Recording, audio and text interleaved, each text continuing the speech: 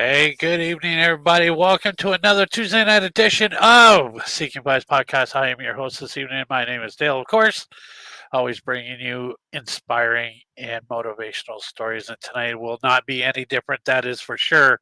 Tonight's guest is an amazing gentleman. I got to meet this gentleman a few years ago when I was up at the Warren's Paracon up in Connecticut. And wow, I mean, we got to meet for a brief moment, but I mean, when he was on our the main show, the Paranormal Voice podcast, he was telling his story, and it always stuck in my mind. It's one of those stories that always sticks with you because it's amazing how somebody's journey can always transform into something so special and so unique.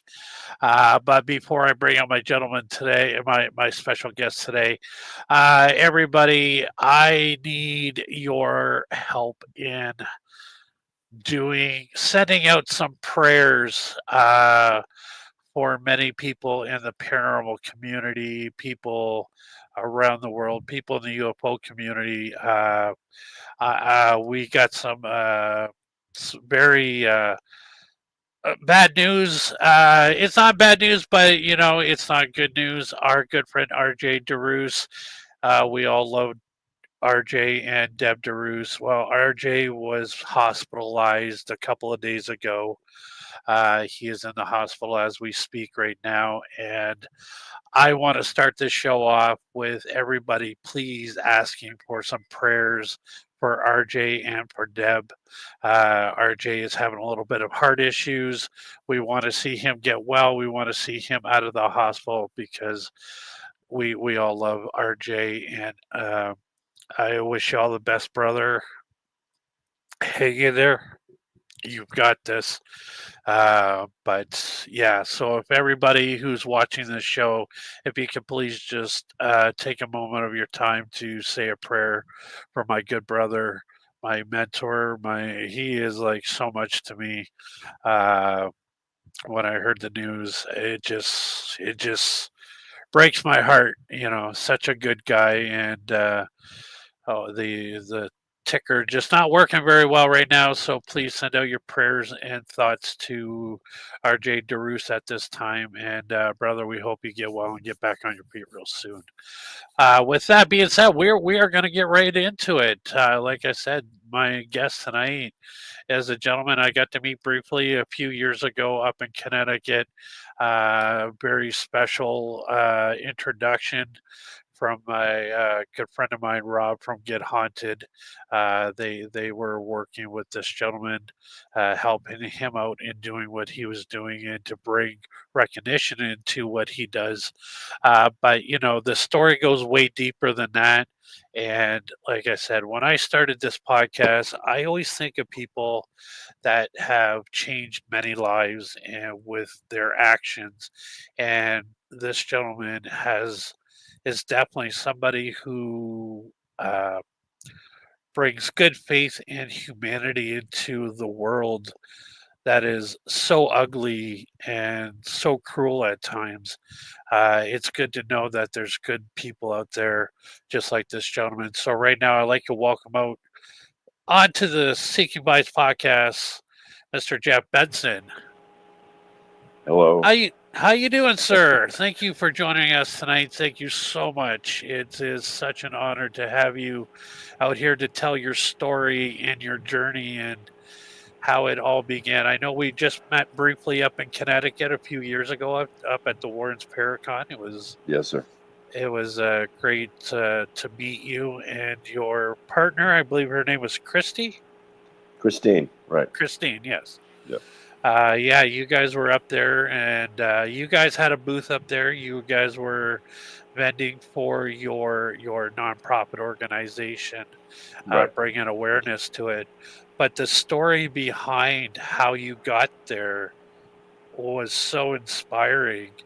Um, so, if you may, like, bring us way back to how this all began, how the journey began, the addiction stories, the homelessness, and everything.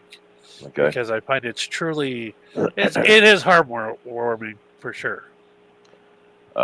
Start off a couple things. I apologize. My throat is hoarse. I'm kind of stuffed up right now. Um, the perils of doing karaoke.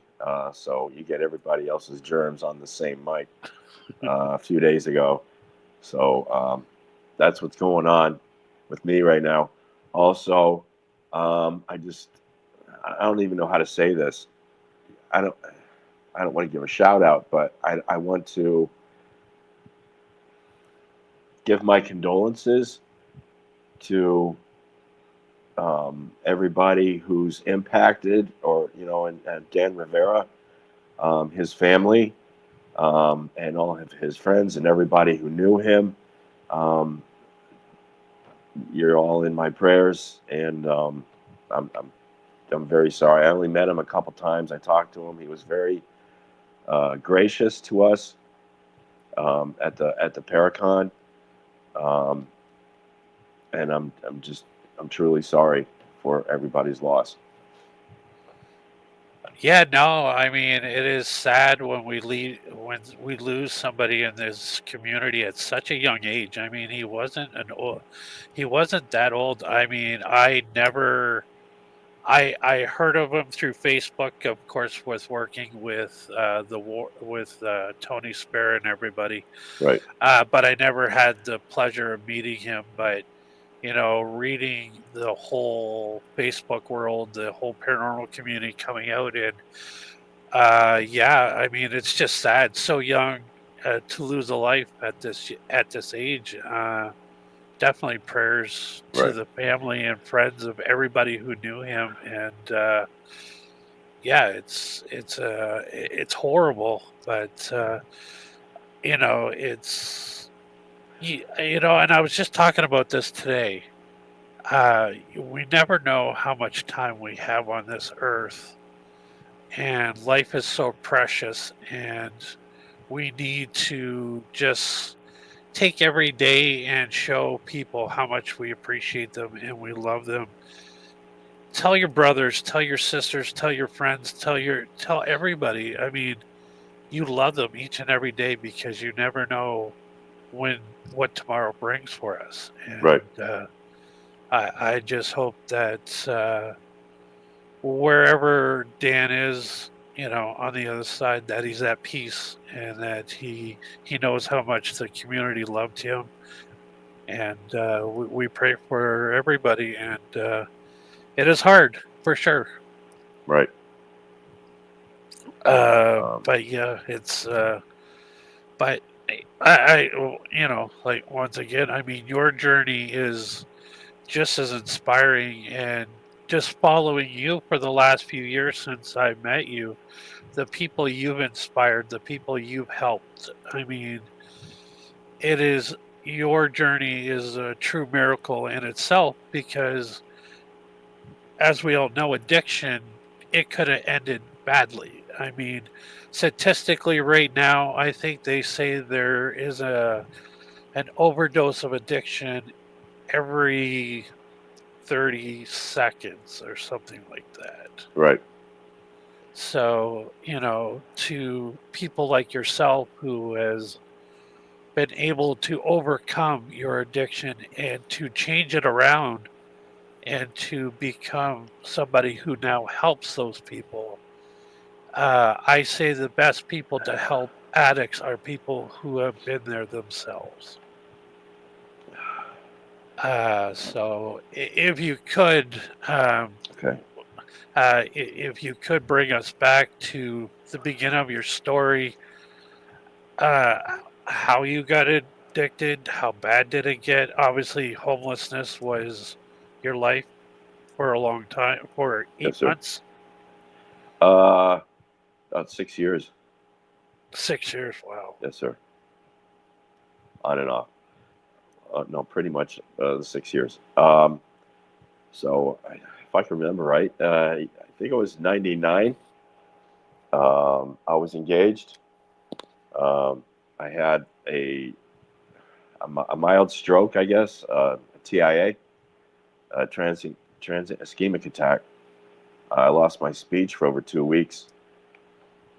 I didn't have uh, health insurance at the time. Um, Sometimes my friends and I would go out partying, whatever, we would do a little of the white stuff, you know, um, and one day, and I still had headaches. I couldn't get rid of them. And my friend's like, here, why don't you try this? And this might help. And I don't think I've ever said this publicly or not. Um, I don't even think I've told my father or any of my family members what I did or what I was addicted to um, for 6 years. But it was rock, it was crack. Um,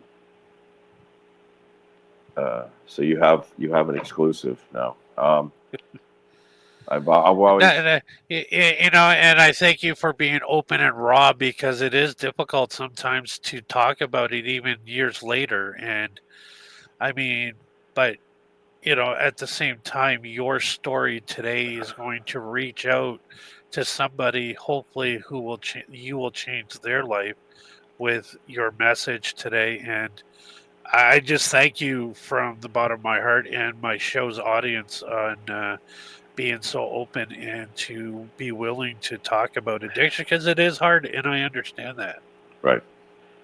Um, I was already embarrassed enough, from telling people that I was an addict or I'm a recovering addict.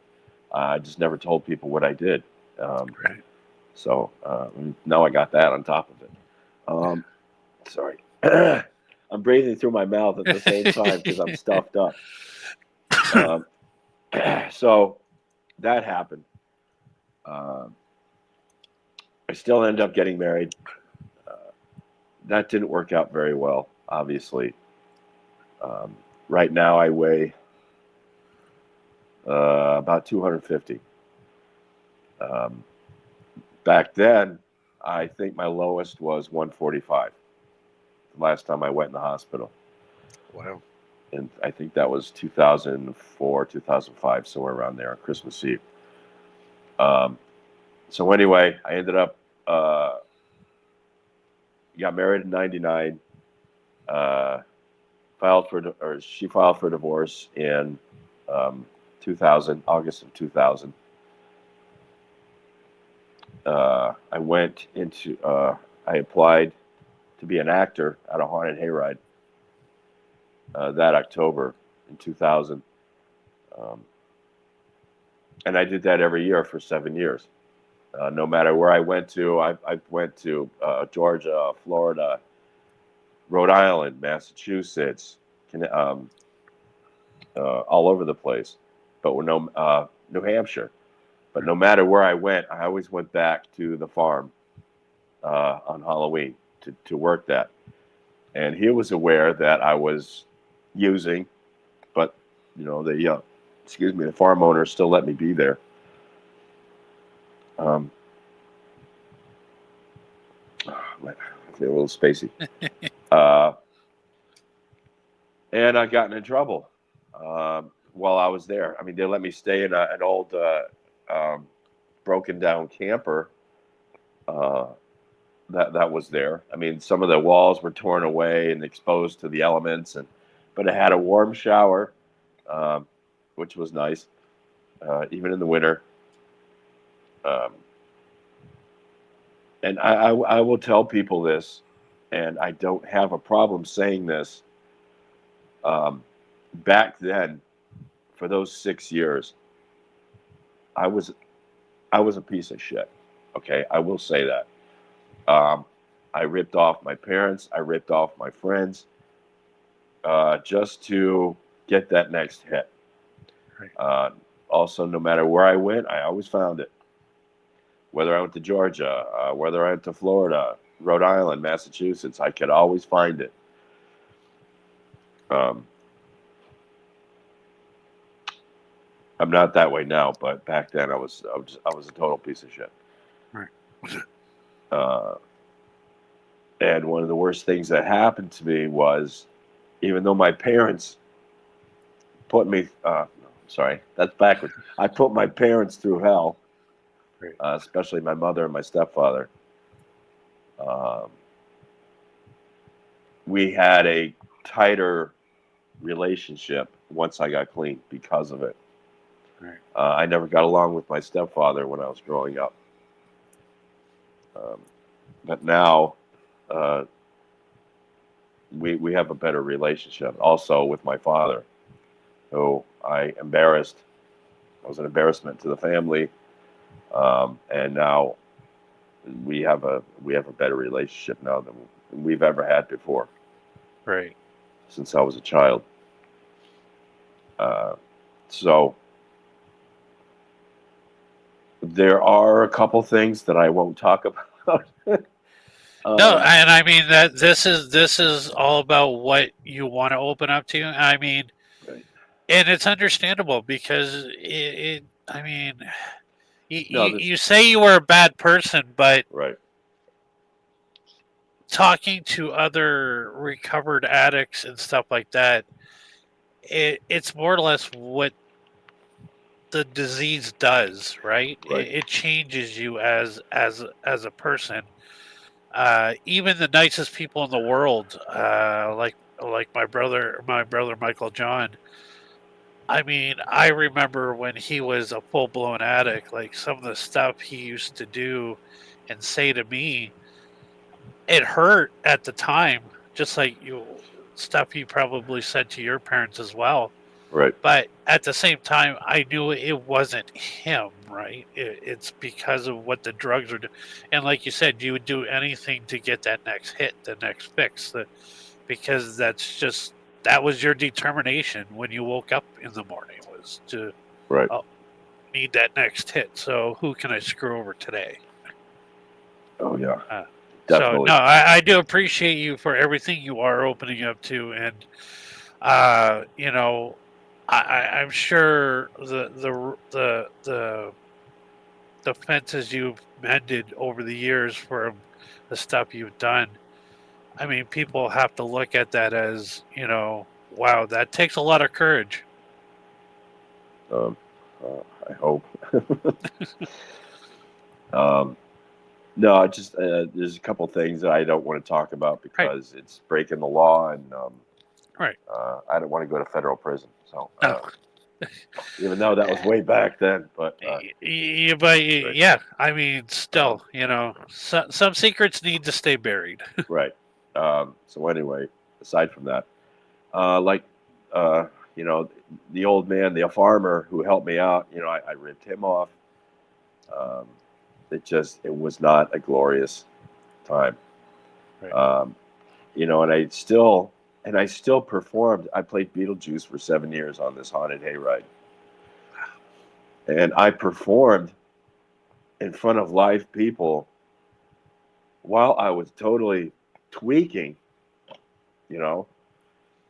And fortunately or unfortunately, people enjoyed it. Me, being Beetlejuice, whatever, because they came back every year, and we went. I had a family bit and an adult bit, and everybody wanted the adult stuff. right. And they said, we come back, we paid good money for this. We want the good stuff. And I said, well, I can't. There's kids on the wagon. It's like, throw the kids off the wagon. We want the good stuff. Um, I'm kind of happy about that. But I don't know if tweaking adds more to the Beetlejuice, you know, thing. Right. But anyway, um, and then I had my dog. Uh, he, I got my dog in 1990 when I was homeless. For the majority of my homelessness, my dog was with me. It's a little miniature schnauzer, TJ, and I don't want to get misty talking about him, but Right. he, no, he was with me for most of those years. He passed away at the farm in 2005. Um, just really, really bad in a bad way. Uh, he was to make it quick. He was run over, fractured pelvis, and then he had third-degree burns after that while I was at work. So, and then after that, it's like I had nobody else at that time. Um, TJ was my constant companion. So I even went into a deeper depression, and I tried to hang myself, um, which obviously didn't work. And so I ended up going into the hospital and on Christmas Eve to the Manchester Behavioral Unit for 2 weeks, and they and then they let me go after 2 weeks, even though I really had nowhere to go. The nurses were opposed to it. Um, it's like, what if he tries it again? What? But the doctor said he has to go. So I went back to the farm. He let me back miraculously, and I even at one time I even got a taxi to go from the farm in Somers, Connecticut, to drive me out to Hartford, Connecticut, so I could get, buy whatever. Knowing the taxi driver knew full well what I was doing. And then he drove me all the way back to the farm again. That must have been a very expensive taxi ride. Yeah. Yeah, just the fare alone was over $100. But I mean, just bizarre stuff happening like that. And so, and other times I would go and get it. I've face down. I've had a gun in my face. I've had a knife to my throat. Um, I was jumped by 4 guys. The only thing they let me keep was my cell phone. They were going to keep my phone. And it's like, oh, come on, just let me have my phone, blah, blah, blah. I'm going to have it turned off anyway as soon as I get back. So they let me have my phone, and I was with a friend of mine, and we just, took off from there. And, I've been punched in the face, a few times trying to buy.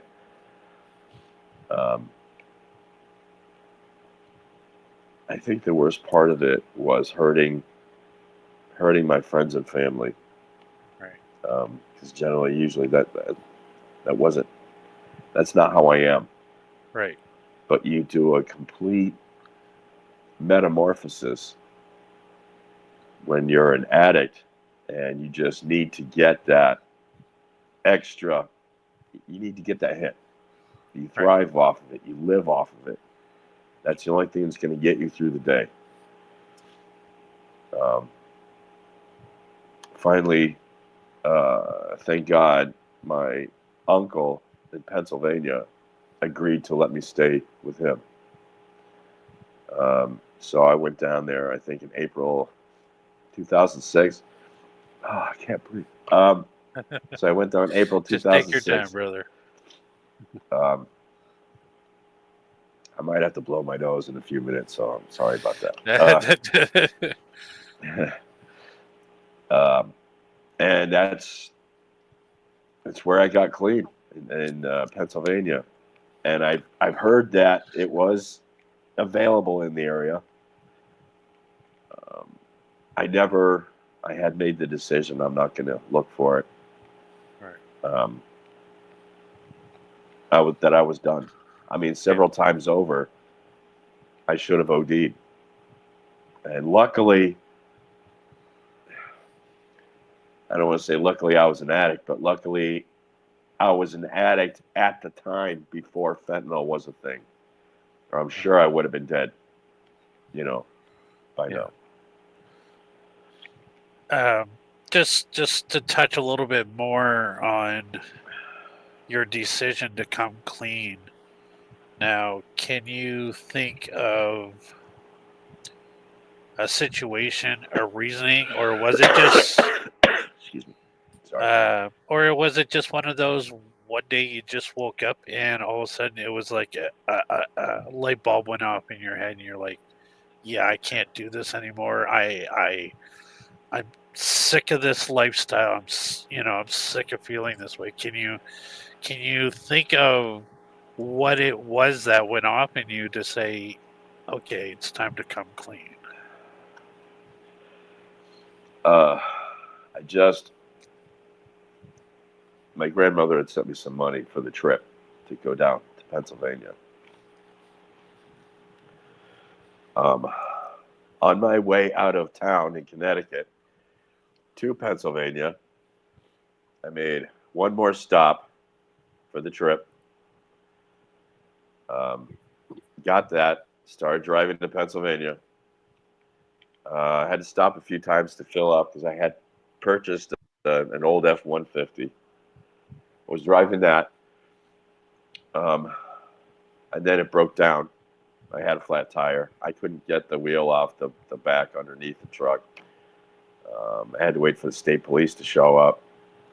I called my mother. I said, "Can you please call someone for me?" And that pissed her off because they didn't want to pay the $100 or whatever. I didn't have AAA at the time, so I'm stranded on the high side of the highway at night in Pennsylvania. I had run out of money.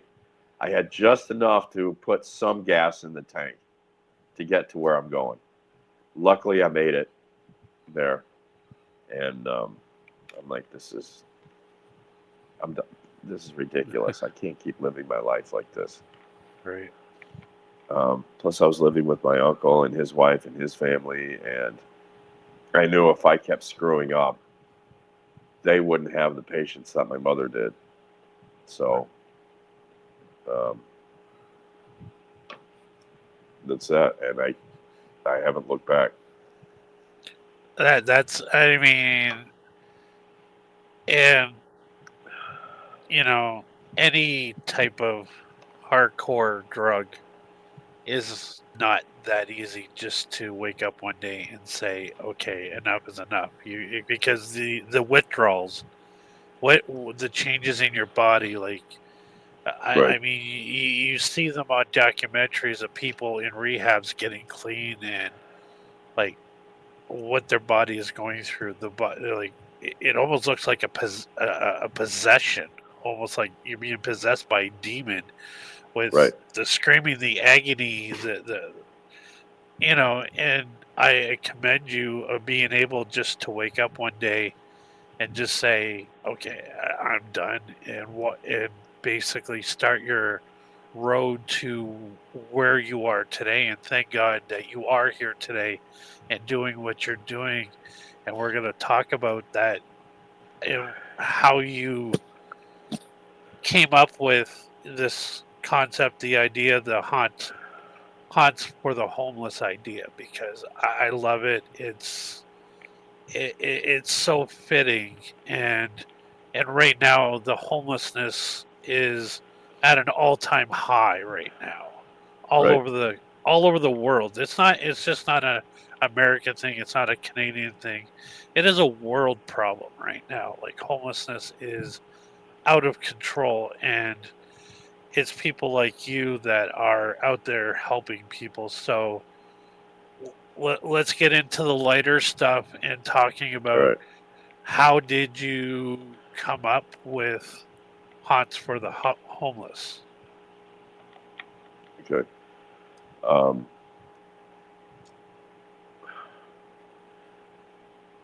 okay, so I lived in Pennsylvania from 2006 to 2010. Sorry. Excuse me. Um, uh, so, while I was in Pennsylvania, I actually met someone and went on a date, and our first date was to Field of Screams in Lancaster, and to this day it's still my all-time favorite haunted attraction. I've seen a lot of them. I've been to a lot of them, and most of them were pretty good or excellent. But Field of Screams is still my ultimate. Um, and in Pennsylvania, sorry. It's all right. So I was hired to design a small haunted venue for a laser tag arena. No, they wanted me to build them something for $2,000. I'm like, you serious? It's um, that's not a lot of money. You can't do a lot with $2,000. So I built what we could. They gave me a certain time limit that I had to do this in, so I did that. We were short one prop when they opened, and they opened early. They cut a week off of our timeline. Wow. So we gave that to them, and they decided they didn't want to pay us because they were short one prop when they're the ones who cut it back a week. Right. So we had, so there was that. In 2010, I was hired by some people I met in 2005 when I was in Rhode Island. They hired me to help design a haunted hotel in Mesquamacut Beach. So I went up to do that, and I ended up staying. Excuse me. I ended up staying in Rhode Island. I moved up there. Um, so I only worked that haunt for a couple of years, or actually a year and a half. Some things happened, and it's like, I'm not working for you anymore. And then I started working for another one after that. And trust me, this all ties in. So I started working for another haunt after that.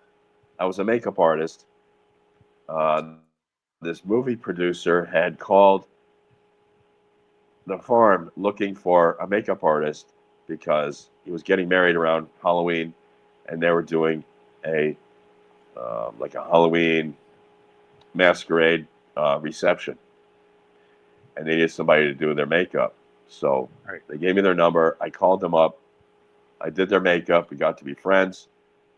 In 2013, I had mentioned I had this idea about, because I was homeless, and they told me that they were homeless for temporarily, and that I have a love of haunting, because I worked at Hayride for 7 years,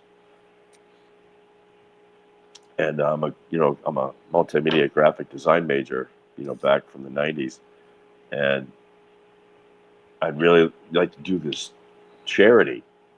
So they helped me out. 2013, we got a lawyer. We started Haunts for the Homeless.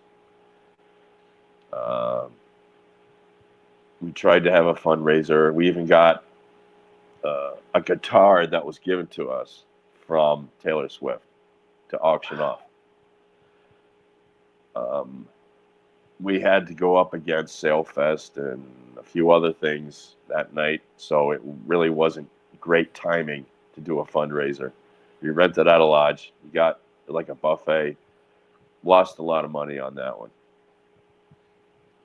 So they decided they were going to shelve it. Um, I wanted to continue with the charity because it meant a lot to me. A couple of years later, it was still going. I was the only one trying to keep it going. Right. It's like, will you let me take this over? And they said, yeah, well, we want $5,000 or whatever. They said, well, because also we were going to do a movie, like a documentary of two haunters going to Midwest Haunters Convention. That fell through because our photographer, videographer, filmographer, whatever you want to call him, ripped us off with what little footage that he had. He got paid for it, and he had nothing to show for it. And I'm sorry if I'm jumping all over the place. Yeah, no. I mean, So anyway, okay. So I'm like, let me have the charity. Let me run it. right. You guys don't have to deal with it anymore. Um, so they want money. I'm like, if that's the case, I'll start my own charity. Okay. I found out you can't sell a charity. You either have to disband it or pass it over to somebody else. Right. You can't sell a nonprofit. Right. Um, so I said, all right, you can have it. Take the reins. We'll give you all the paperwork. Blah blah blah. And then 2018, we finally got our 501c3, and we became official because I think you need to be a nonprofit has to operate for 3 years before you can get a 501c. Okay. I think that's how it is down here, but Yeah. um, so we finally got our 501c in 2018. The casino where I work at had a haunted house on the concourse in their mall area, and they donated that to us. Um, and that was our first haunted house. And then we set that up in Rhode Island at Fort Adams for 2 years. And then the following year, we built our 3D haunted house. Um, and that operated for a year. And then COVID came and just screwed everything up. But I wanted to do something because I was homeless myself. And, for the love of haunting, um, I just wanted to help other people um, the best way I knew how. And it took a few years for us to figure it out exactly what we wanted to do. I Right. just wanted to bring awareness to begin with and have other haunters join Haunts for the Homeless. And Right. okay, what do you want us to do? I'm like, well, how about giving to the local shelters in your area, or doing this or doing that. Right. I really didn't know how I could help. Right. Um, but now we do the backpacks. We if we get, here's what people don't understand. We make what we do with what we can. Right. Like last year, we went to a new home for our haunts. We were looking for a place to go because the 2 previous years just didn't work out at all. We made no money at all. And this guy was looking to do, holiday themed activities. Say, hey, we have this haunts for the homeless. We have some haunted houses. Can we set them up on your property? I'll give you 50%. So luckily he agreed. We only made, I think last year we only made $700, but it was our first year um, doing it there. Plus, we were late setting up, so we couldn't do everything that we wanted to do. Right. Um, and then somebody had our 3D haunted house, which is now our main haunted house. They had it. They kidnapped it and held it for ransom, basically, is what they were doing. Um, so I had to deal with that, and we finally got it back. So we're hoping to expand this year and be better. So we Right. do what we can with what we make. If we don't Right. make a lot, we can't do a lot. Right. Like when I was at Fort Adams, I was able to donate to local shelters because we made enough money there to do that, along Right. with doing the backpacks and the other stuff, um, and to help feed the homeless. And we just haven't been able to do that much in the last couple of years until we can start, that money coming in. And we've made some money, but we do what we can with what we have, with what we make each year. I Right. just want people to know that. And I mean, really, I mean, anything, every little bit helps, somebody or a group or an organization. Um, and that's what people don't seem to realize. I mean, it's do, like most places that raise money, would we like to be able to donate $10,000 to every charity that is out there? But I mean, we're also in the middle of hard times So, right now. people are struggling with money and stuff like that. So it's amazing your no die attitude is what's going to keep this organization afloat, and it'll come around once again. Like good times will happen. It's just a matter of getting through the rough patch. And COVID screwed up a lot of things for a lot of people. I mean, how many people lost family businesses over Right. COVID? Yep. Charitable organizations closed up.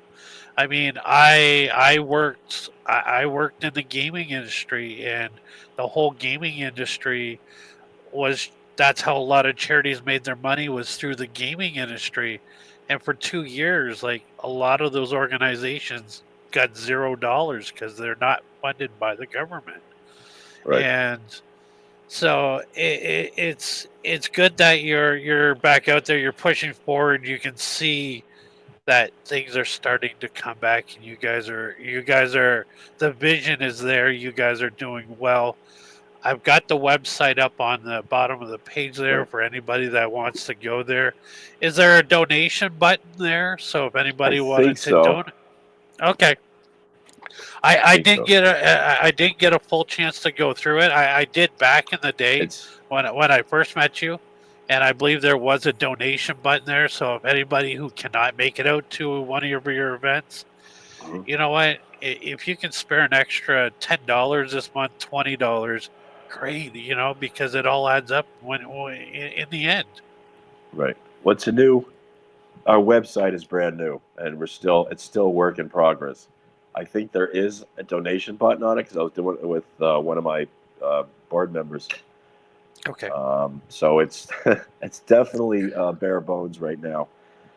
And I think we use the wrong format too, because I think the format we use is like to sell different products and stuff, and we don't have products to sell. So um, also, if people want to donate, it's they can donate through PayPal at haunts for the homeless at hauntsforthehomeless at gmail.com through PayPal. Yeah, you guys got a Facebook page. You guys are got. I mean, that's where I mostly see what you guys are up to is through your Facebook pages and stuff like that. Your anything that's upcoming. Do you have something that's upcoming in the next few months? I know we're halfway through July already, and Right, now people are starting to get into that Halloween mood because we can't wait for October to show up. right. Well, we're in the design stage right now. We're getting to the um, past the point of starting to build, which we're kind of behind on that right now. Right.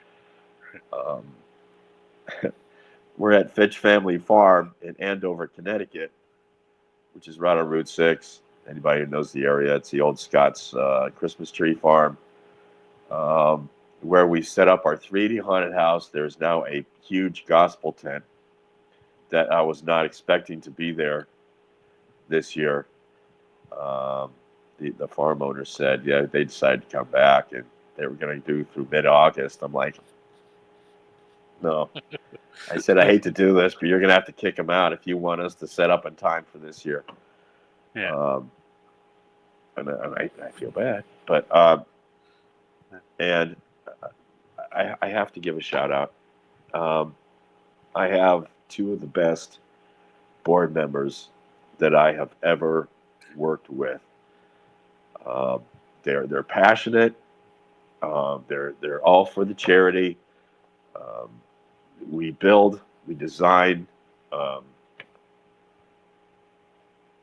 they actually give a crap about the charity. Okay. Right. I've had others who have joined that just some cared, some did not so much. Right. But Rob Heibel and Adam Quagliano, I'm getting misty here.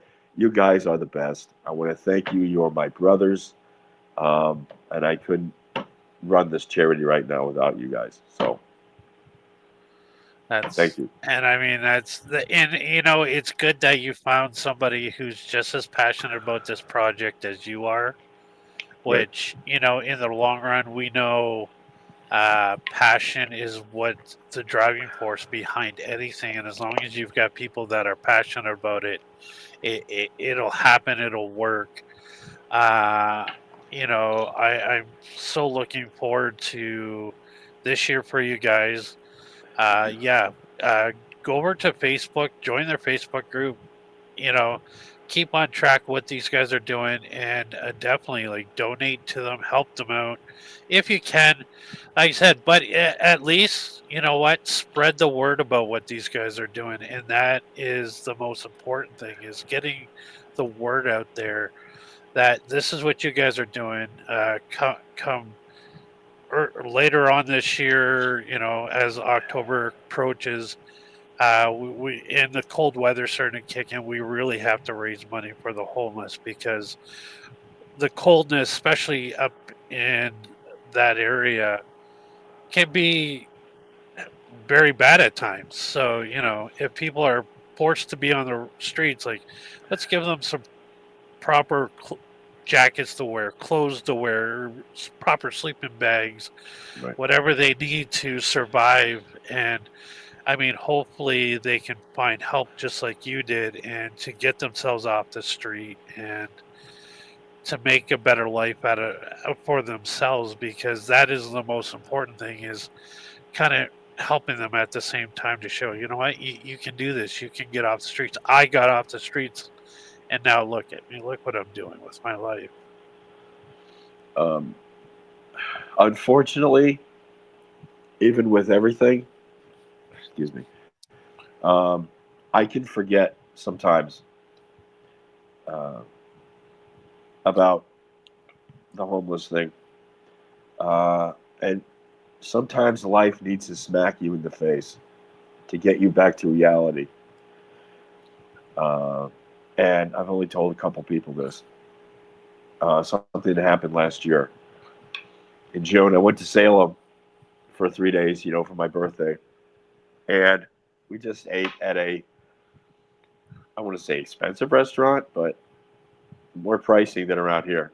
It's Salem, Right. uh, and we each had leftovers. So we're walking down the street back to the car, and sorry, we're walking back to the car, and this guy stops us, and he's kind of ragged looking. I mean, don't get me wrong, there's a lot of homeless out there, but there's also a lot of scammers. Yeah. This guy, he fit the part of a homeless person. You know what I mean? Right. I don't want to give too much detail, but he Right. looked the part. If he was a scammer, he was a damn good scammer. Um, so we asked for money. We don't give out money. Very rarely. I got a soft heart. Very rarely do I give out money. I Right. still do on occasion, but very rarely. Um, now it's like really getting stuffy. Um, so he's like, "I'm sorry, I don't have any cash for you. I only have cards, whatever." And he's like pointing to our bags, and I'm thinking, damn, this is an expensive meal for me. And I'm like, and I was seeing somebody at the time, and she was with me, and without hesitation, uh, she handed over her food because the guy was hungry. Obviously, he was hungry, Right. and I was hesitant because I just paid for the meal, and I wanted to get my money's worth, so I wouldn't take it home, and she just handed over her food to this guy, and I didn't, and I'm the Right. one who works with the homeless, and so we got back to the hotel, and they had fire pits there and everything, and so I'm outside, and I'm like, this is killing me. This is absolutely killing me that I didn't help that guy out. All he wanted was some food. I have a home, I have a job, I have vehicles, I make money where I can afford to buy food like that. All this guy wanted was some food.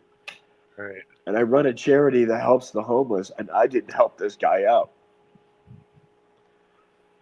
And it just ate at me. It ate at me. And so I know I called a friend of mine. You probably know him, Richard Bro. He's the one The who does name all just the over. Bigfoot, Oh, yep, the yep. Bigfoot stuff. So I called Richard, and I told him what was going on, and he kind of talked me through it. It's told me not to be mad at myself or whatever, but Right. that killed me. And I think I needed that. Like I said, sometimes you just need a slap in the face, and I will never forget that. Um, and now I think I'm pretty much think I'm back on track to reality. So to the You know charity thing, what? but You know, you're 100% right. Sometimes we forget when we are at life's lowest points, uh, the things we went through, the things that we felt, and like you said, all he wanted was a meal, and but don't beat yourself up too much over it because, like at the same time, it's a proud moment for you. It's not something you weren't, it's not something you do very often. You treated yourself. It was your birthday weekend. Uh, but yeah, we all need to reflect and to be grateful from where we came from, our journeys in life, the people who supported us, the things we had to go through. And this is why I say life is so precious. It can be gone tomorrow. So, what you are doing, Jeff, I cannot be more grateful to say that I met you, to say that there are great people in this world. And one little incident doesn't define you, but it did bring you back to say, yeah, this is what I needed because sometimes we do get ahead of ourselves. But it's not a right, bad thing. But back and forth is what keeps us grounded, right? And what you and you're back. You're back. You're now focused more than ever in helping these people because what you did over these years since 2014 when you created Haunts for the Homeless, how many people you've helped, how many people got something that never had anything. And I just hope, the whole life pays forward type of deal, you know. What you give out to the right. world will always come back to you. And I'm not going to keep you much longer. I want you to get better. Hope your recovery is soon. I just wanted to say thank you so much for sharing your story. It is truly inspirational. I want to tell everybody who's watching the show now, everybody's going to be watching the show later, a week from now, a month from now. Please follow them on Facebook. Check out their website. Donate if you can. Go down to any of their events. Meet Jeff. He is a very gentle, kind man and knows what it's like to overcome life's challenges. And I thank you for being so raw and so open for us today here on the Secret By podcast. It's not easy, and I appreciate you for doing it. Thank you, sir. I appreciate it. Can I just give a quick shout out? I'm sorry. Yeah, no, Um, the time is yours. Whatever you need to, if all you right. want to promote something, talk about anybody, this is all about you, man. This is like you mentioned when we first met at the that Paracon, Yes. the Warrens Paracon, and I met Rob and well, I didn't meet Sarah. I met her over the phone. He had a Right. video thing going, and I just want to say everybody in the Get Haunted community, they had that big fundraiser for us, selling hoodies, and then Trevor had a like a podcast for another fundraiser where they did it was like a trivia game type thing, and we made money doing that. And they helped us out with that. And when we were selling the hoodies, someone bought it, because they were like $60 each. We got 50%. Yep, I got mine on the Joe shelf. B, I packed it away for the summertime now. I wear that right, thing everywhere I go. I wear really, that hoodie with pride because you know what? Like I said, I'll let you finish in a second. But when that came out, I was like, yes, I don't care what the cost is because you know what? It's right. going to such a good cause. So I love my hoodie, by the way. Thank you. But Joe B, Baggioli, I don't know if I said his name right. He Right. bought at $60 each. I want to give a thank you to him. 40 hoodies he bought so we could put them in the backpacks to hand out to the homeless. And that was just mind blowing. Yes. 40 hoodies he bought. But I would thank you to everybody in Get Haunted who bought a hoodie and who donated that night. And thank you, Rob. Thank you, Sarah, and everyone. You just gave us that extra jump start that we needed to get back on our feet. And I just wanted to thank them. Absolutely. No, Rob and Sarah are good people. Get Haunted. Everybody who is connected with Get Haunted.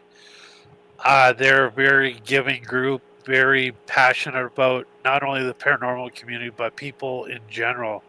And they have always they were the ones who got our show, The Paranormal Voice, out there and people watching us. So I was always grateful for Sarah and Rob for giving us a platform to go on and to be recognized by other big